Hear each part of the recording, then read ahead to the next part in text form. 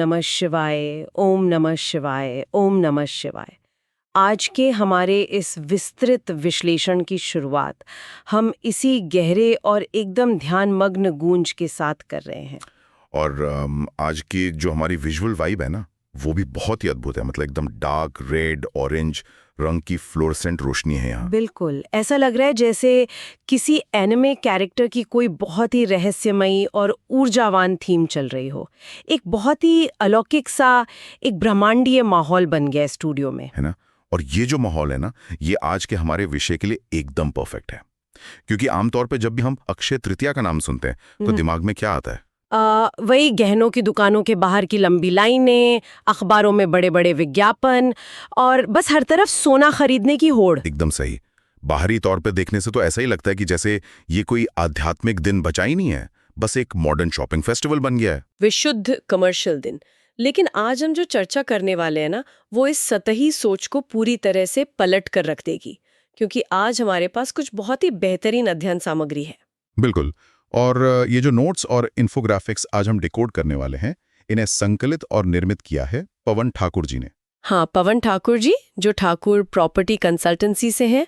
और श्रोताओं की जानकारी के लिए बता दूं कि उनका संपर्क सूत्र है 9004352787। उनके इन नोट्स ने सच में इस दिन को देखने का मेरा नजरिया ही बदल दिया है। मेरा भी। क्योंकि जब हम इन स्रोतों को गहराई से पढ़ते हैं ना, तो ये एकदम साफ हो जाता है कि ये दिन सिर्फ भौतिक चीजें या धातु इकट्ठा करने के बारे में कभी था ही नहीं। तो फिर ये किस बारे में है? ये दरअसल कभी न समाप्त होने वाली प्रचुरता को समझने का दिन है। एक बहुत ही गहरे ब्रह्मांडीय रहस्य से जुड़ने का अवसर है। और यही आज का हमारे मिशन भी है। आज हम इस बात की पूरी तह तक जाएंगे कि आखिर अक्षय तृतीया के दिन किए गए काम वो अनंत गुना कैसे बढ़ जाते हैं। इसके पीछे की वो शक्तिशाली वैदिक कथाएं क्या हैं। और ये भी कि हजारों साल पुरानी ये जो बातें हैं, वो आज के इस मॉडर्न युग में हमारे निवेश या व्यापार को तार्किक रूप से कैसे प्रभावित करती हैं। तो चलिए सीधे विषय पर आते हैं। सबसे पहले मुझे लगता है कि हमें उस मूल शब्द को समझना चाहिए जिस पर ये पूरा दिन टिका है, मतलब अक्षय शब्द। हाँ, ये बहुत जरूरी है, क्योंकि अक्षय शब्द की बहुत ही सामान्य सी व्याख्या की जाती है, जिसका कभी क्षय ना हो, मतलब जो कभी कम ना हो या नष्ट ना हो। लेकिन अगर हम अपनी व्यवहारिक दुनिया में देखें तो ऐसा कुछ भी नहीं है जो हमेशा के लिए रहता हो। मेरा मतलब है, हर चीज का एक न एक दिन अंत तो निश्चित ही है ना। बिल्कुल। तो फिर इस शब्द का असली मतलब क्या है? क्या ये सिर्फ एक अतिशयोक्ति है, सिर्फ बोलने के लिए कह दिया गया है? नहीं, है सारी हैं। अगर हम इसे सिर्फ भौतिक दृष्टि से देखेंगे तब तो ये बात सच लगेगी कि हर चीज खत्म होती है। लेकिन पवन ठाकुर जी के नोट्स में एक बहुत ही दिलचस्प बात बताई गई है। अच्छा, वो क्या? उन्होंने इस अक्षय शब्द को समय के चक्र और ब्रह्मांडीय ऊर्जा के बहुत बड़े संदर्भ में समझाया है। मतलब हिंदू मान्यताओं में समय कोई एक सीधी रेखा नहीं है, वो चक्रों या युगों में चलता है। हाँ, सतयुग, त्रेता युग, द्वापर और कलयुग। एकदम सही।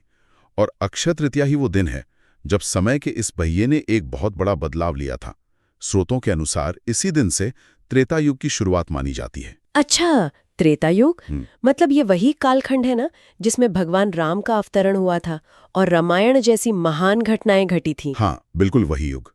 लेकिन मुझे यहाँ एक बात थोड़ी समझ नहीं आ रही है। मतलब एक नए युग की शुरुआत का किसी चीज के अक्षय होने से क्या सीधा कनेक्शन है? यहाँ जो बात सबसे अधिक ध्यान खींचती है वो ये है कि किसी भी युग का बदलना कोई कैलेंडर पर तारीख बदलने जैसा नहीं होता। हाँ, ये बहुत बड़ी घटना होती है। मतलब ऊर्जा के स्तर पर। हाँ, देखिए, सतयुग जो था वो पूर्णता का युग था। लेकिन जब उसमें गिरावट आने लगी, समाज में अव्यवस्था फैलने लगी, तब त्रेता युग का आरंभ एक तरह का बहुत बड़ा सुधारात्मक कदम था। एक सुधारात्मक कदम। हाँ, ये धर्म व्यवस्था और समृद्धि को फिर से स्थापित करने के लिए एक ब्रह्मांडीय बदलाव था। इसीलिए इस दिन की ऊर्जा एकदम अपने प्रारंभिक और सबसे शुद्ध रूप में होती है। तो क्या मैं इसे आज के तकनीकी संदर्भ में ऐसे समझ सकती हूँ जैसे किसी कंप्यूटर में हम कॉस्मिक रीसेट कर रहे हो? कॉस्मिक रीसेट, ये बहुत ही सटीक उपमा है। मतलब जैसे जब हमारा लैपटॉप या फोन बहुत धीमा हो जाता है, उसमें बहुत सारे एरर्स आने लगते हैं, तो हम क्या करते हैं, हम उसे पूरी तरह से फैक्ट्री रीसेट कर देते हैं बिल्कुल। ताकि वो वापस अपनी नई और साफ सुथरी व्यवस्था के साथ पूरी क्षमता पर काम कर सके। तो त्रेता युग की शुरुआत भी एक तरह का कॉस्मिक रीसेट ही था, दुनिया को अव्यवस्था से निकालकर वापस धर्म की ओर ले जाने के लिए। एकदम सही पकड़ा आपने। एक रीसेट के बाद सिस्टम अपने सबसे दोष रहित स्तर पर होता है। इसीलिए कहा जाता है कि इस दिन जो भी शुद्ध काम शुरू किया जाता है वो स्थायी और शुद्ध ऊर्जा का हिस्सा बन जाता है। लेकिन यहाँ मेरे मन में एक सवाल आ रहा है। हाँ, पूछिए। अगर ब्रह्मांड खुद को रीसेट कर रहा है तो वो तो एक प्राकृतिक प्रक्रिया होनी चाहिए ना। मतलब उसमें किसी बाहरी शक्ति के दखल की क्या जरूरत है? वो व्यवस्था खुद ही क्यों नहीं बनी रह सकती? यहीं पर हमारे नोट्स में दी गई पहली प्रमुख कथा सामने आती है। कोई भी व्यवस्था, चाहे वो कितनी भी बेहतरीन क्यों न हो, वो अपने आप नहीं चलती, उसे संभालना पड़ता है। बिल्कुल। उस बड़े बदलाव को सुरक्षित रखने के लिए ब्रह्मांड को एक रक्षक की आवश्यकता थी। और अक्षय तृतीया ही वो दिन है जो भगवान विष्णु के छठे अवतार भगवान परशुराम के जन्म का प्रतीक है। भगवान परशुराम, हाँ, ये कथा तो बहुत प्रसिद्ध है। नोट्स में साफ बताया गया है कि उनका जन्म धर्म को फिर से स्थापित करने और जो सत्ता अनियंत्रित हो गई थी उसे रोकने के लिए हुआ था। लेकिन पता है, जब भी मैं पौराणिक साहित्य में भगवान परशुराम के बारे में पढ़ती हूँ तो मुझे उनकी छवि में एक बहुत बड़ा विरोधाभास लगता है। विरोधाभास? वो कैसे? मतलब उन्हें एक योद्धा मुनि कहा गया है। उनके कंधे पर हमेशा एक कुल्हाड़ी यानी परशु रहता है। अब आप ही सोचिए, जब हम मुनि या ऋषि बोलते हैं तो दिमाग में क्या आता है? हाँ, एक बहुत ही शांत व्यक्ति जो हिमालय में ध्यान कर रहा हो। बिल्कुल, एक ऐसा इंसान जिसने भौतिक दुनिया छोड़ दी हो। अब ऐसे शांत मुनि के हाथ में कुल्हाड़ी जैसा घातक हथियार, ये कॉम्बिनेशन थोड़ा अजीब और आपस में टकराने वाला नहीं लगता? अगर हम मुनि शब्द को सिर्फ एक ही चश्मे से देखेंगे तो अजीब लगेगा, लेकिन पवन ठाकुर जी के स्रोत स्पष्ट करते हैं कि परशुराम केवल एक योद्धा नहीं है, वे शक्ति, न्याय और सत्ता के संतुलन के प्रतीक हैं। सत्ता का संतुलन? हाँ, देखिए, एक समाज को आप सिर्फ शांतिपूर्ण उपदेशों से नहीं चला सकते, खासकर तब जब व्यवस्था पूरी तरह से चरमरा गई हो और शक्तिशाली लोग भ्रष्ट हो गए हों। मतलब जब बातें काम ना आए। सही कहा। एक योद्धा जिसके पास ज्ञान नहीं है वो अत्याचारी बन जाता है, और एक मुनि जिसके पास शक्ति नहीं है वो समाज में हो रहे अन्याय को कभी रोक नहीं सकता। तो इसका कुल मिला के क्या अर्थ है? क्या धर्म और शांति स्थापित करने के लिए भी कभी-कभी आक्रामकता और कठोरता जरूरी हो जाती है? 100% जरूरी हो जाती है। ज्ञान उनका आधार है, लेकिन उस ज्ञान की रक्षा के लिए शक्ति चाहिए। उनका वो कुल्हाड़ी धारण करना इस बात का बहुत कड़ा संदेश है कि न्याय की स्थापना के लिए कड़े कदम उठाने ही पड़ते हैं। यार, ये नजरिया तो इस दिन के बारे में मेरी पूरी सोच ही बदल रहा है। मतलब हम लोग क्या सोचते हैं कि कोई पवित्र दिन है तो बस शांति से बैठो, पूजा कर लो और सब कुछ ऊपर वाले पे छोड़ दो। हाँ, एक निष्क्रिय सी अप्रोच। बिल्कुल। लेकिन परशुराम जी का जन्म तो ये साबित करता है कि किसी भी नई शुरुआत के लिए अक्सर बहुत ज्यादा साहस की जरूरत होती है। ये कोई पैसिव या शांति से बैठने वाला दिन नहीं है। एकदम सही। ये कड़े निर्णय लेने और बुराइयों के खिलाफ खड़े होने के लिए आध्यात्मिक रूप से बेहद ऊर्जावान दिन है। क्या बात है।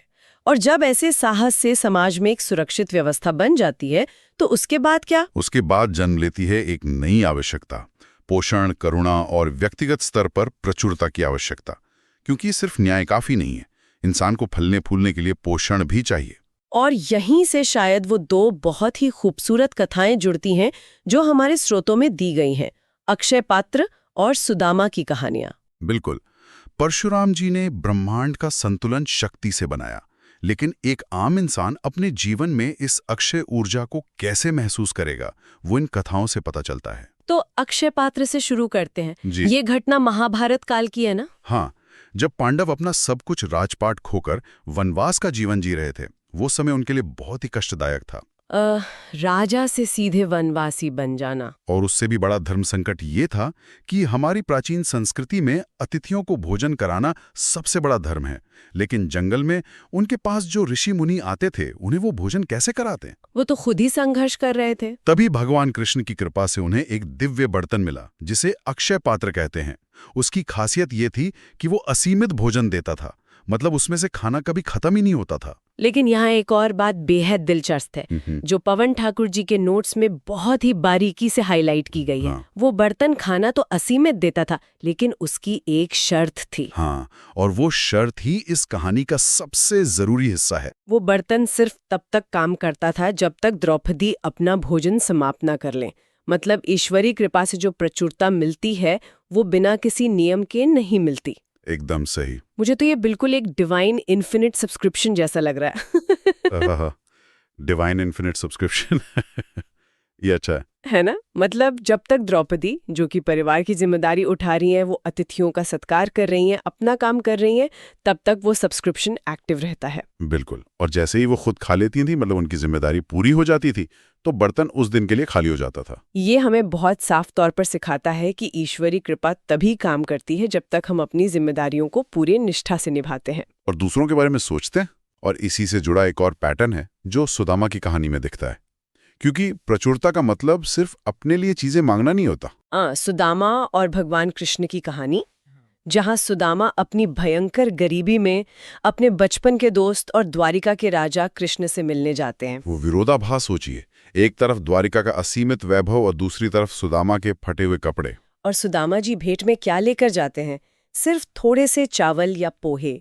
लेकिन यहाँ ना एक मॉडर्न और तार्किक इंसान होने के नाते मुझे थोड़ा सा संदेह होता है। कैसा संदेह?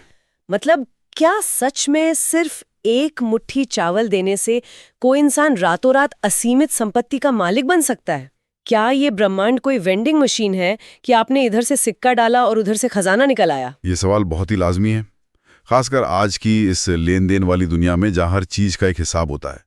लेकिन यहाँ हमें समझना होगा कि सवाल ये नहीं है कि क्या दिया गया, सवाल यह है कि कैसे दिया गया। कैसे दिया गया? मतलब नियत। बिल्कुल, नियत।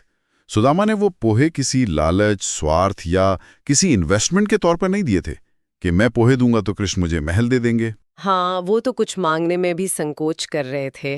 वो भेंट उनकी एकदम शुद्ध भक्ति और प्रेम का प्रतीक थी। ब्रह्मांड किसी वस्तु का बाजार मूल्य नहीं तौलता, वो उसके पीछे की भावना और नियत को तौलता है। मतलब भौतिक भाव शून्य हो सकता है, लेकिन भावना अमूल्य थी। एकदम। और उसी शुद्ध भावना के बदले कृष्ण ने उन्हें जो प्रचुरता दी वो अक्षय थी। तो इन दोनों कथाओं का पैटर्न क्या है कि ईश्वरीय प्रचुरता कभी खत्म नहीं होती, लेकिन उसकी शुरुआत निस्वार्थ भाव से कुछ अर्पित करने से होती है। सच्चे दिल से किया गया दान हमेशा अक्षय फल देता है। ये सच में बहुत ही गहराई वाली बात है। बिल्कुल।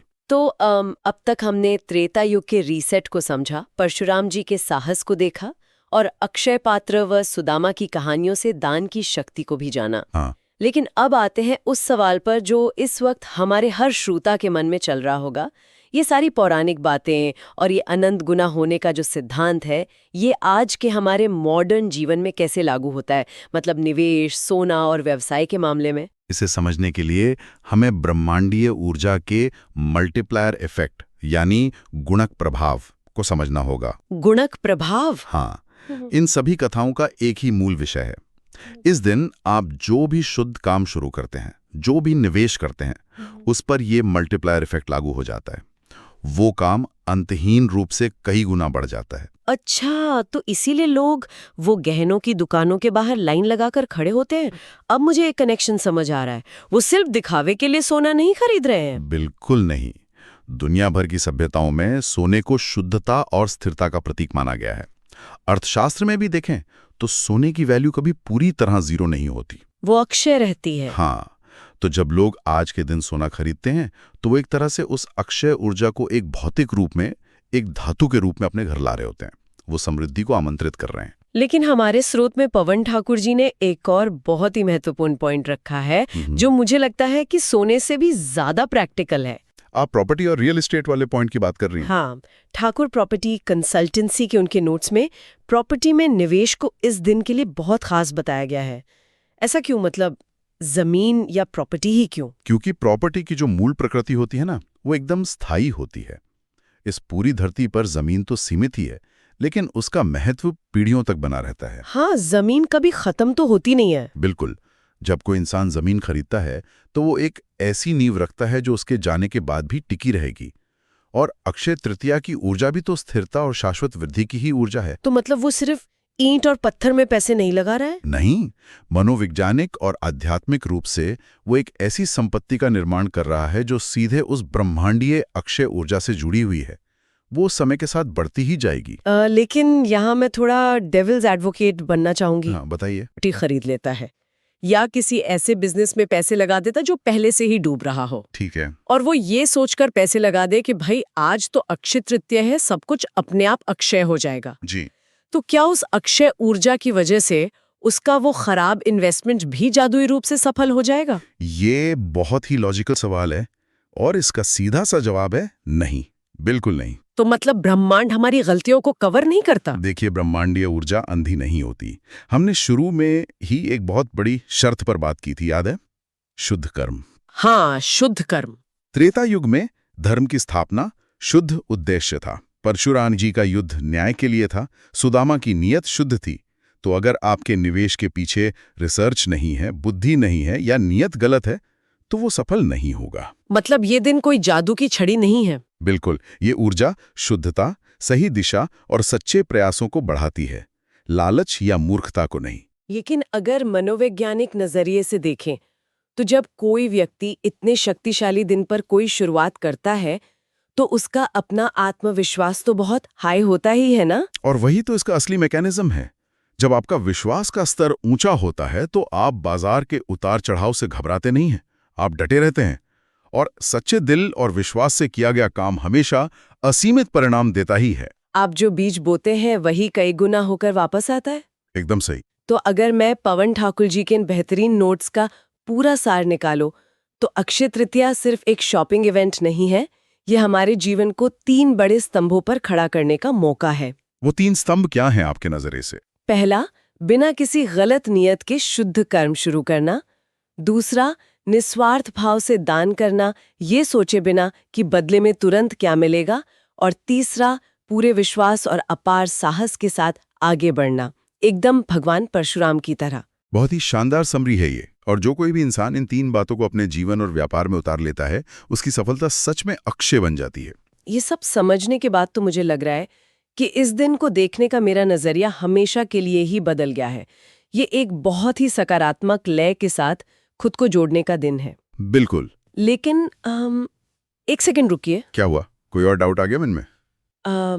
अभी बात करते करते मेरे दिमाग में एक ऐसा विचार आया है ना, जिसने मुझे सच में थोड़ा सा डरा दिया, थोड़ा विचलित कर दिया है। ऐसा क्या विचार आ गया? देखिए, हम लगातार इस बात पर फोकस कर रहे हैं कि आज के दिन जो भी किया जाता है वो उस मल्टीप्लायर इफेक्ट की वजह से अनंत गुना बढ़ जाता है ना? हाँ, आज का शुद्ध कर्म और निवेश मल्टीप्लाई हो जाता है, ये तो इसका मूल सिद्धांत ही है। तो फिर इसका मतलब तो ये हुआ कि ये जो ऊर्जा है वो अपने आप में कोई भेदभाव नहीं करती कि क्या बढ़ाया जा रहा है। उसका काम तो बस उसे बढ़ाना है जो हम बो रहे हैं।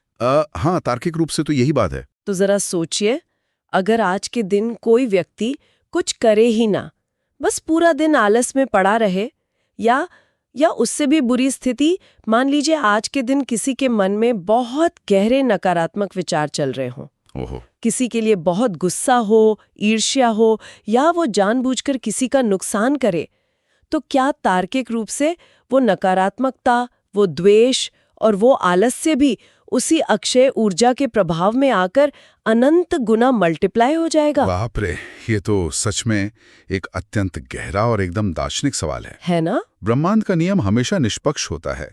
ऊर्जा सिर्फ एक एम्पलीफायर की तरह काम करती है। अगर बोया गया बीज ही जहर का है तो जो फसल कटेगी वो तो जहर की ही होगी ना। ये विचार तो सच में रोंगटे खड़े कर देने वाला है। और मुझे लगता है कि यही हमारे लिए इस दिन का सबसे बड़ा सबक है, सबसे बड़ी चेतावनी भी। बिल्कुल, ये दिन हमें सिर्फ ये नहीं बताता कि हमें बाजार जाकर क्या खरीदना है या कौन सी प्रॉपर्टी लेनी है। ये हमें ये याद दिलाता है कि हमें अपने विचारों और अपनी नीयत को लेकर कितना ज्यादा सतर्क रहना चाहिए। क्योंकि आज हम ब्रह्मांड को जो भी सौंपेंगे वो अनंत गुना होके हम तक वापस आएगा, चाहे वो अच्छा हो या बुरा। एकदम सही। और मुझे लगता है कि इस बहुत ही गहरे और विचारोत्तेजक मोड़ पर ही हमें आज के इस विस्तृत विश्लेषण को विराम देना चाहिए। हाँ, इस अंतिम विचार को श्रोताओं के मन में थोड़ी देर गूंजने देना चाहिए। बिल्कुल। ठाकुर प्रॉपर्टी कंसल्टेंसी के पवन ठाकुर जी का हम विशेष धन्यवाद करते हैं, जिन्होंने इतने अद्भुत स्रोत हमारे सामने रखे। बिल्कुल, बहुत बहुत धन्यवाद। और आप सभी का भी हमारे साथ इस वैचारिक यात्रा में जुड़ने के लिए बहुत बहुत आभार। याद रखिए, अपने विचारों को सकारात्मक रखिए, नियत को शुद्ध रखिए और अपने कर्मों को अक्षय बनाइए। ओम नमः शिवाय। ओम नमः शिवाय।